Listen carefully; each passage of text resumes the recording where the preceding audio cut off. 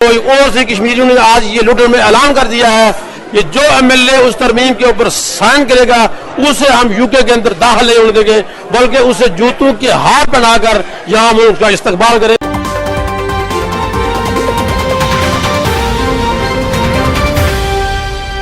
تقسیم کشمیر کسی صورت قبول نہیں کریں گے، دستخط کرنے والے ایم ایل ایز کو جوتوں کے ہار پہنائے جائیں گے۔ اوورسیز میں بھی چنگاری سلگ اٹھی۔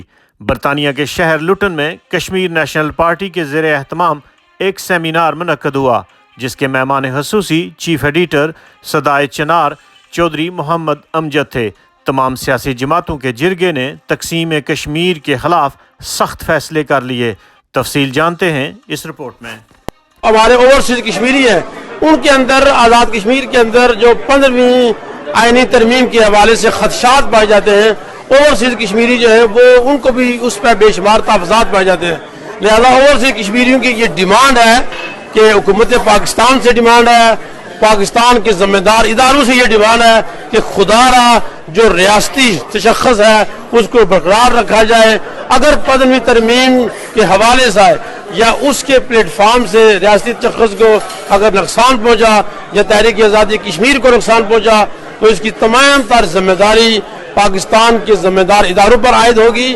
اس کے علاوہ یہاں پہ کشمیریوں نے یہ بھی بات کی کہ جو ایم ایل اے 15ویں ترمیم سے مراد یہ ہے کہ اس کے اندر جو نیگیٹو پہلو ہے، جو ریاستی تشخص کو ختم کر رہی ہے، جو ریاستی اداروں کو مفلوج کر رہی ہے، جو آزادی کے بیس کیمپ کو تباہ و برباد کر رہی ہے، اگر اس ریاست 15ویں ترمیم کو لایا گیا تو اور سے کشمیریوں نے آج یہ لٹر میں اعلان کر دیا ہے کہ جو ایم ایل اے اس ترمیم کے اوپر سائن کرے گا اسے ہم یو کے اندر داخل نہیں ہونے دیں گے، بلکہ اسے جوتوں کے ہار پہنا کر یہاں ہم اس کا استقبال کریں گے۔ لہذا اس سیمینار کو اس سنجیدہ سمجھا جائے۔ یہ ترمیم ہم کہہ رہے ہیں یہ اصل میں دو ساورن ملکوں کے درمیان تقسیم ریاست کی ایک چال ہے جو آج سے نہیں 1974 سے شروع ہوئی تھی۔